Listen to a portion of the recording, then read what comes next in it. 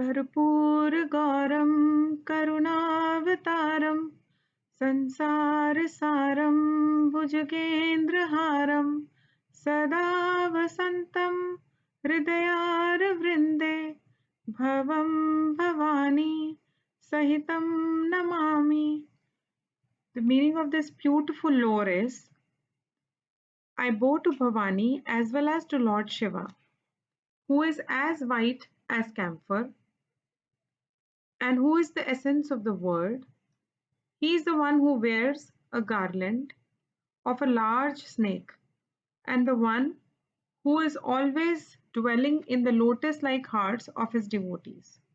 Jai Guruji. So today we are going to listen to chapter 3 of Vidyaweshwar Samhita, and in this there is a deliberation going on between Suji and Brahmaji about what is it that is achievable and the means of achieving it. So Suji said, contemplating on Lord Shiva, who is free from ailments, may you all hear the Shiv Puran, the foremost among Puranas, that amplifies the essence of Vedas, where the trio, that is Bhakti, wisdom, and Vairagya, Vairagya means non-attachment, has been proclaimed, and the object, which is knowable only through Vedanta, has been particularly described. He is also saying, so Suji is also saying, may you all hear Puranas that imbibe the essence of Vedas. Formerly, when many kalpas elapsed and this kalp started with the process of creation, a great dispute arose among the sages of 6 clans, who held divergent views as to which is the great and which is not. They approached Brahmaji, the creator, to ask him about the imperishable. All of them, with palms joined in reverence, addressed him with words couched in humility. So here the sages are asking, you are the, and they are asking Lord Brahma. They are saying, you are the creator of the entire universe, the cause of all causes. Who is that being older than all principles and the greatest of the great? On hearing this question, Brahmaji is now responding and he is trying to describe the one who is imperishable. And he says, he is the one from whom words recede, not approaching him even with the mind. He is the one from whom the entire universe, beginning with Brahma, Vishnu, Rudra, and Indra, along with all elements and all sense organs, is evolved at first. He is the Lord Mahadev, the omniscient, the Lord of universe. He can be realized by supreme devotion and not by any other means. So here Brahmaji has given answer to the question about who is the one who is imperishable, who is the one who is supreme, and the one who is above everything else. Where Brahmaji is trying to describe that he is the one who cannot really be described in words, but he is the one who is the creator of the entire universe.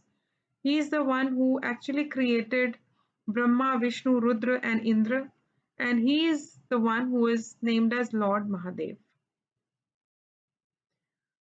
Brahmaji further states that Rudra, Hari, Hara, and other lords of Devas are ever desirous of seeing him, moved by great devotion.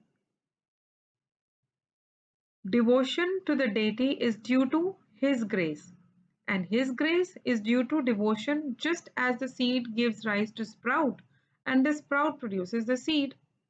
Hence, O Brahmins, all of you descend to the earth to propitiate the Lord. You have to perform a sacrifice for a very long duration, for thousands of years. It is by the grace of Lord Shiva alone, who will be the presiding deity of this sacrifice, that the means of achievement of achievable can be realized, and that is the essence of Vidya, that is mystic learning, mentioned in Vedas. So here Brahmaji has beautifully described about Lord Mahadev, Lord Shiva, who is the supreme, and he is also describing the only way to achieve Lord Shiva is by devotion. And devotion can happen only if Lord Shiva has blessed that devotee. So it's a mutual recognition of the effort by the devotee who, with his devotion, he wants to achieve the achievable, which is Lord Shiva. And Lord Shiva, in turn, is blessing, that devotee to be able to achieve him. The sages said in response to, what Brahmaji said. So the sages said, what is that great achievable? What is that great means of achievement? Of what sort is the performer of the right? Please mention these precisely. Brahmaji said, the attainment of Shiva's region is achievable. Means of achievement is the service rendered unto him. Sadhak, that is the person who is performing the rite, is the person who is free from all desires, even for permanence, with attitude is the result of his grace. Rites mentioned in the Vedas should be performed with the fruits thereof dedicated to him. Hence, through Salokya, he attains the feet of great Lord Shiva. All attain the great fruit according to the standard in devotion achieved. The ways of achieving these standards are manifold, as expounded by Ish himself. I shall condense the same and tell you the essential means. Listening to the glory of Lord Shiva, glorifying him by means of words and deliberation in the mind, these constitute the greatest of the means. Maheshwar is to be heard, glorified, and meditated upon. So here Brahmaji is giving solution as to how one is able to achieve Lord Mahadev is by three means, which is by hearing about Lord Shiva, that is Lord Maheshwara, then glorifying him and also meditating upon him. Thus, Shruti is our authority.